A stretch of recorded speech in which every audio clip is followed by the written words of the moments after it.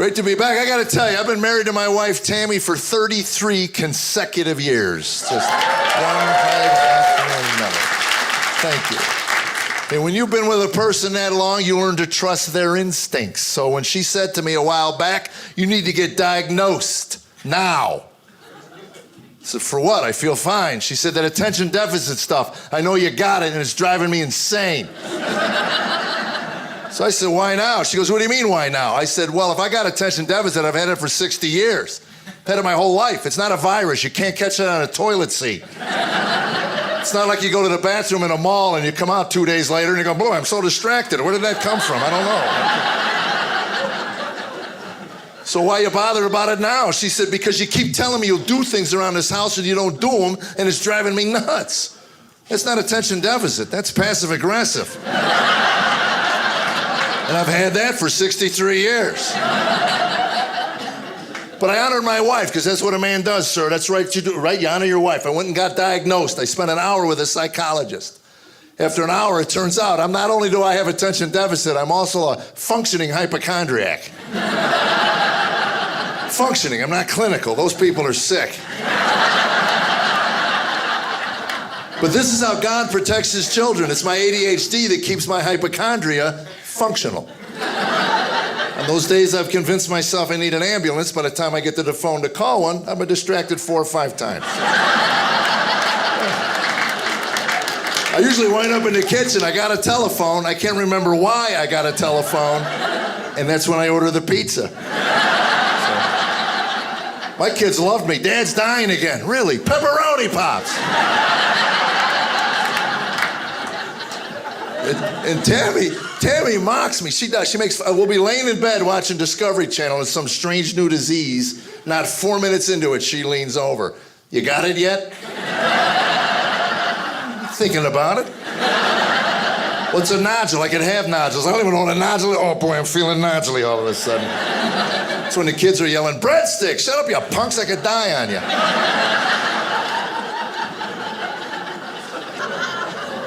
We've been married 32 years, and my father gave me one really wise piece of advice before I got married, and it's held true for 32 years. On my wedding day, my father said to me, before you argue with your new wife, and you're gonna argue with her, before you do, take some time, step back, ask yourself 2 questions. Do you wanna be right, or do you wanna be happy? Right. And then he broke down and sobbed right in front of me. I had no idea what that man was talking about. 32 years later, I can tell you this, I'm a happy, happy, happy man. I ain't been right in 12 years now.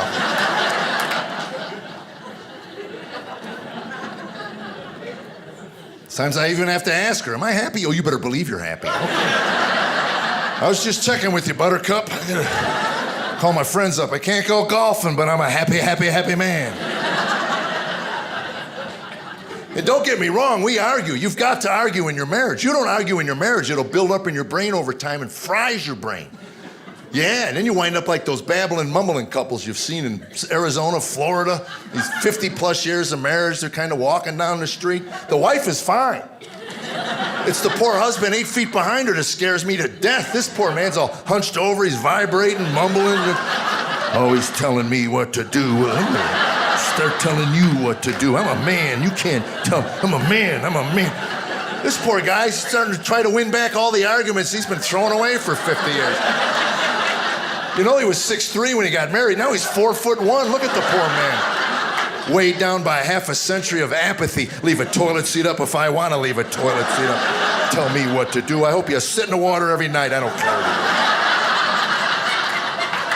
And that's when she turns around. What'd you just say to me? I didn't say nothing to you. Scary.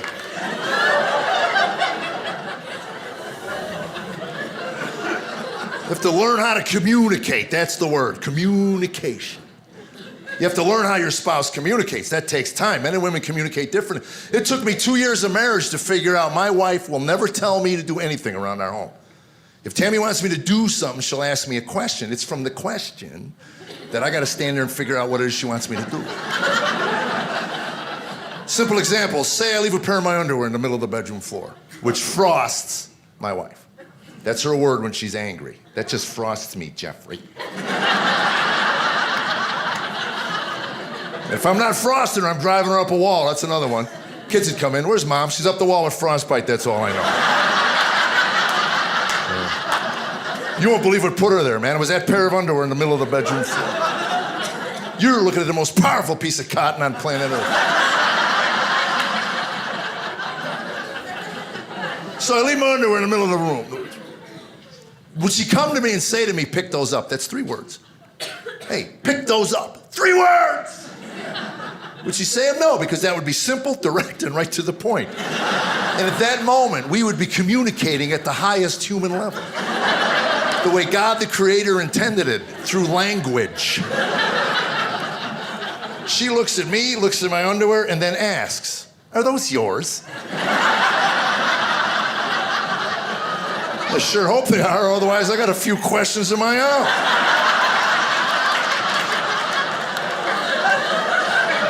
What do you want? That's the only question a man has for his wife. What do you want? Quit talking in code and tell me what you want. My favorite question, we weren't married 2 months. I'm leaving the house. I got golf clubs on my shoulder, got golf shoes in my hand, and everybody knows what she asked me. Where are you going? I was only married a couple months. I didn't know any better. I looked at I'm going bowling, Columbo. What do you mean? If you're taking notes, that would be the wrong answer. An hour later, I was still in my living room. Come on, tell me, what is this about? Please, let me know, please. I can make the back 9, just let me know. It's about knowing the right answer. That's why your beautiful, intelligent wife would ask such a banal question. I know better today. If I'm leaving the house with golf clubs on my shoulder today and Tammy says, where are you going? We'll put these in the car, baby. I'm gonna come back and mow our lawn. That's what yeah. Just practicing leaving for golf.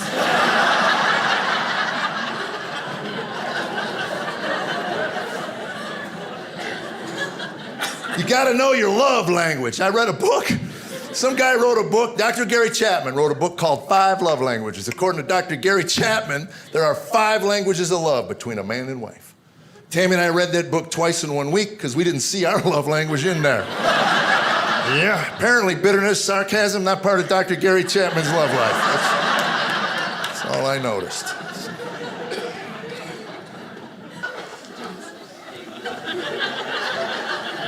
My father used to give my brother and I food my sisters didn't have to eat. He called it man food. It was sardines in a can. Ugh. And I said, I'm not eating this. He said, it'll put hair on your chest. I'm 8 years old. That a good thing? He said, every man wants hair in his chest, boy. Really? Yeah, who knew in the 21st century all the men would be waxing all the hair off their chest?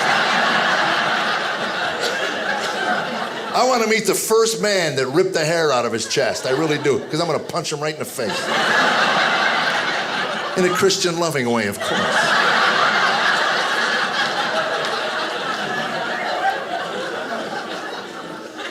Tammy says to me about a year ago, she goes, I want you to look into the waxing thing. That's what she said, sir. I want you to look into the waxing thing.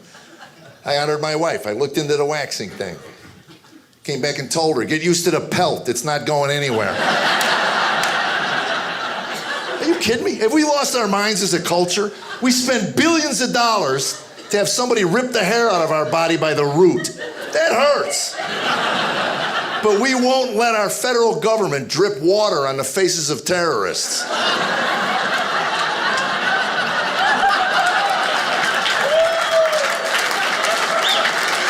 know what?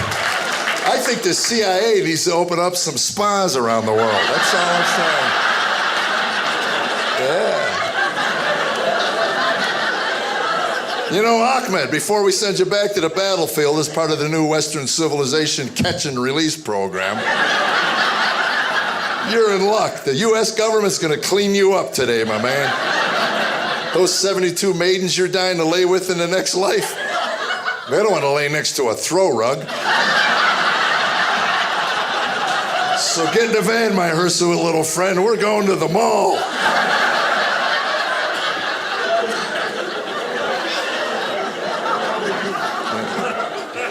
It's just a thought.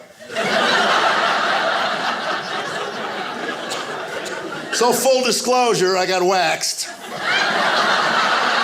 know. Tammy kept pushing it, and she finally said the magic words. She said, I think it would be sexy on you. Look, my wife and I have been married 33 years. Sexy is not a word often used in our home. Our idea of sexting is we send pictures of desserts to each other on our cell phones. I'll get it back from her. Is that a 6-layered carrot cake?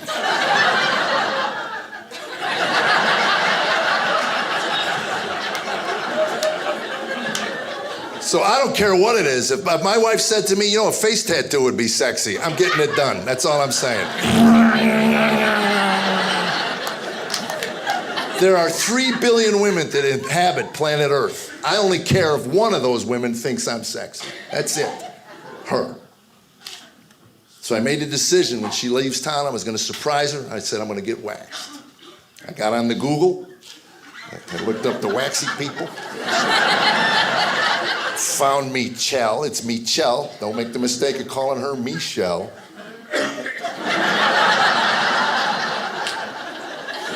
Apparently I hit a sore spot. So Michelle gets me all ready to go. Lathered up, got a piece of tape there. She says, you ready? I said, yeah, you know. She goes,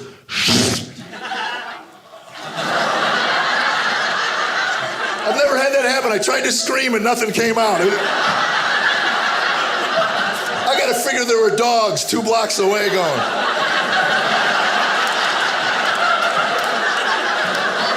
Sounds like another man's getting a wax job. With Michelle. That hurt so bad, I'm telling you. And then she starts to put another piece of tape on me and I can't. I ended up tapping out like a wrestler. I'm packing out. And then I found my voice. I said, no! Get away from me, you sick woman! Don't touch me. Ouch! That's what I wanted to say when I couldn't say. I was going to quit. I really was. I was going to leave. And I looked in the mirror and I had this white strip. It looked like a name tag with no name on it. It was just,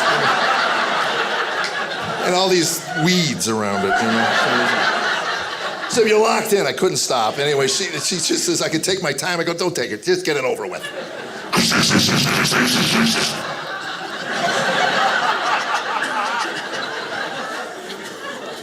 She cleans me up. I look in the mirror. I was pink, sir. I was pink. I was raw pink. I look like a flabby piece of bazooka bubblegum. And all I can think of is she thinks it's sexy. Okay. No accounting for taste, but I'm all in. So the next day she came home from the road. I wanted to surprise her. So I went into the bathroom, put on some shorts. I took off my shirt. I'm standing there in shorts, no shirt, trying to get her to notice while we're conversing. She looks at me, she says, are you having a stroke? I said, no. She goes, oh, what'd you do? I said, I got waxed. Ew. That's not the reaction I was looking for. What's ooh? She goes, oh God, put a shirt on, it's creeping me out. She goes, you look like Patrick from SpongeBob, Jeff, come on. Patrick's not sexy.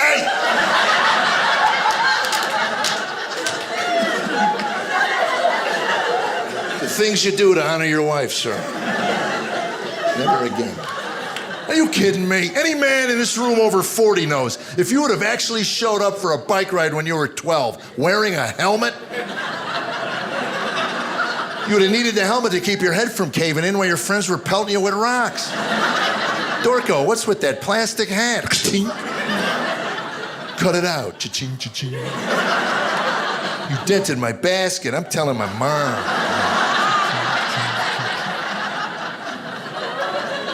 I had the pleasure of growing up in America before the lawyers took it over and ruined it on us. And, yeah.